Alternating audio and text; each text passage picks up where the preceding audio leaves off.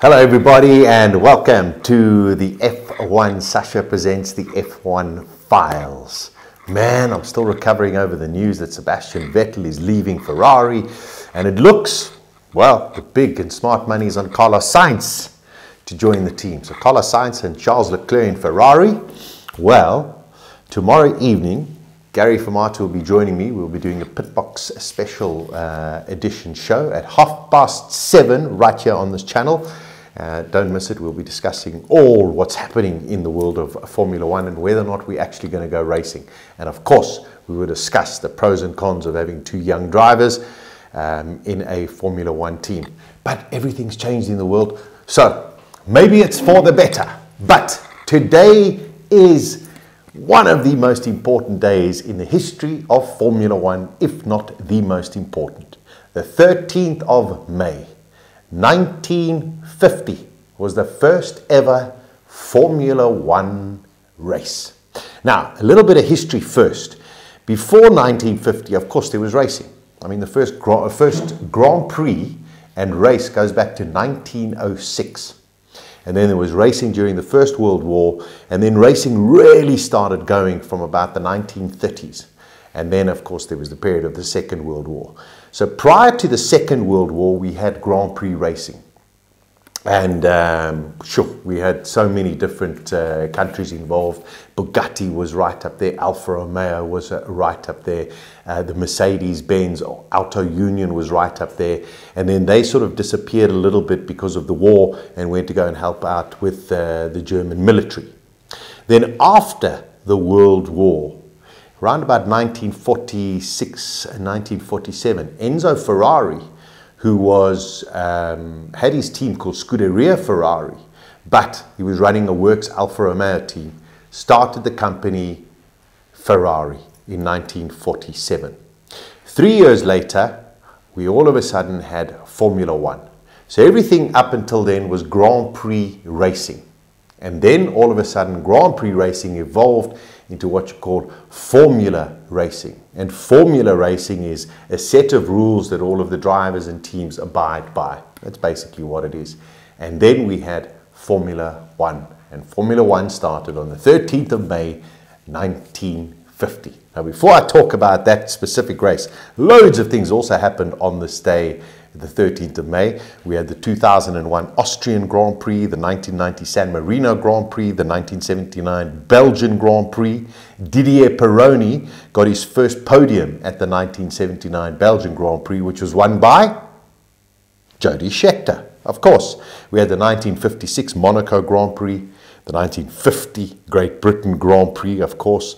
Also, we did have the 2018 Spanish Grand Prix and a very, very important race on this day, 2012 in Spain. Why is it important? The 13th of May, because Pastor Maldonado won his first and only Grand Prix, and that was ahead of the big Spanish great Fernando Alonso.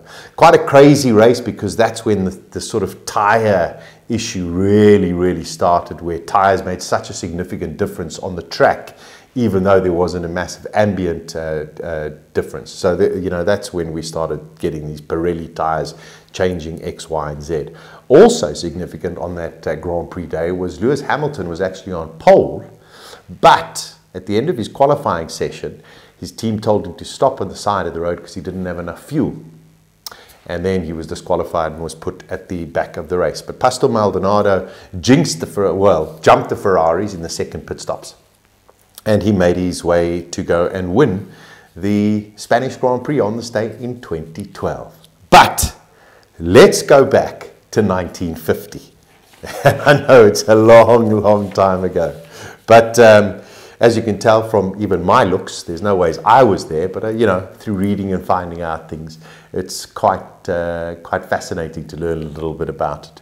It was the first ever Formula One Grand Prix. King George VI was there, and apparently he addressed the drivers before the race. 21 drivers took part in the first ever Formula One Grand Prix, and on pole position was Dr. Giuseppe Farina.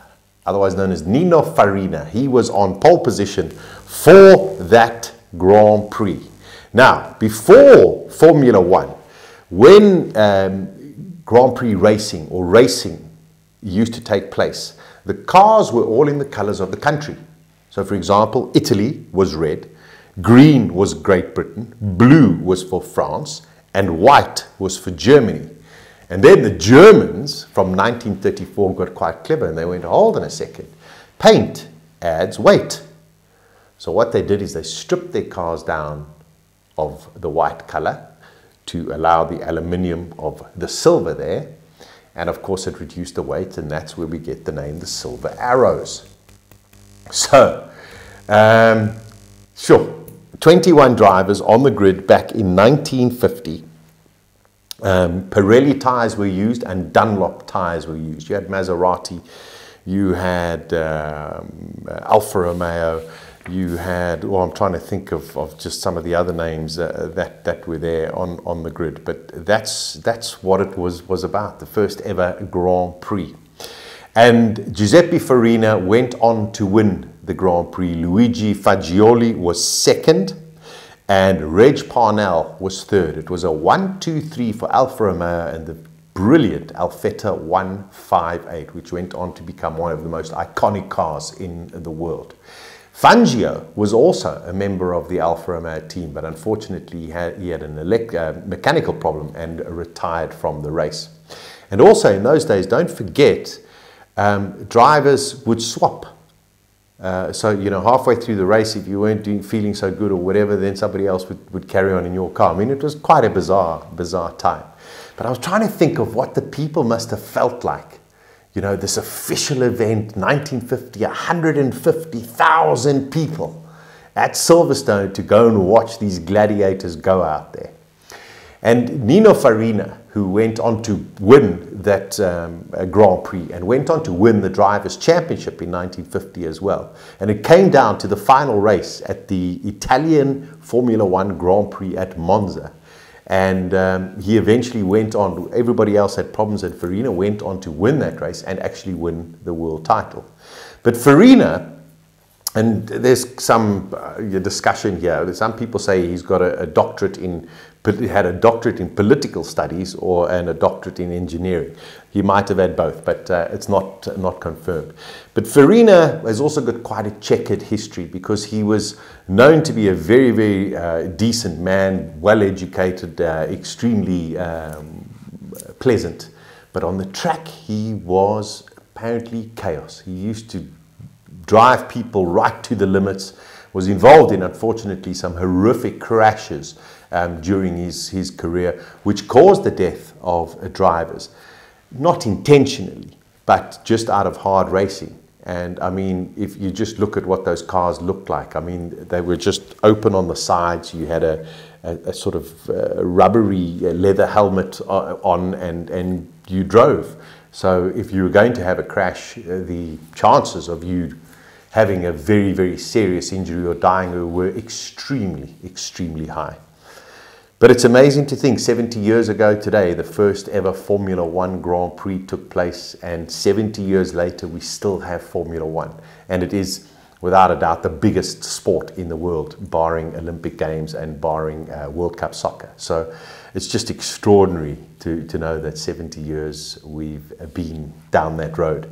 Now, I managed to pick up a very, very cool video, which was done by a guy by the name of Matt Amos. And he mashed together a video. I picked it up on a Twitter page, and it's down there in the comments section. You can go and watch it, and he's managed to put together a video of that event. I mean, well done to this guy. Also, many, many years ago, I wrote a song together with my good friend ENF called Keep the Passion. And it was a dedication to the first ever Formula One Grand Prix and Formula One up until that stage. And I managed to put that video together just with some graphics as well of certain things. So I'm going to post that link for you to go and have a look at as well. But yeah, a great day to remember Alfa Romeo in their complete heyday of, the first ever Grand Prix won by Farina in an Alfa Romeo, and the top three were all in Alfa Romeos as well. So quite special. amazing to think about it. There we go. That is F1 Sasha presents the F1 files. Don't forget, tomorrow night we'll have a special Pitbox edition together with Gary Formato. We'll be talking to each other from our respective homes because of the lockdown, but we'll be discussing the whole situation around Sebastian Vettel, Ferrari, what this means for the drivers market. And then, of course, we have to look at, will Formula One start racing in July as expected in Austria, or won't it? We'll try and unravel that for you. Thanks for your time. Thanks for joining. As always, take care. Ciao, ciao. Follow us on social media, Instagram, Facebook and Twitter at F1 Sasha.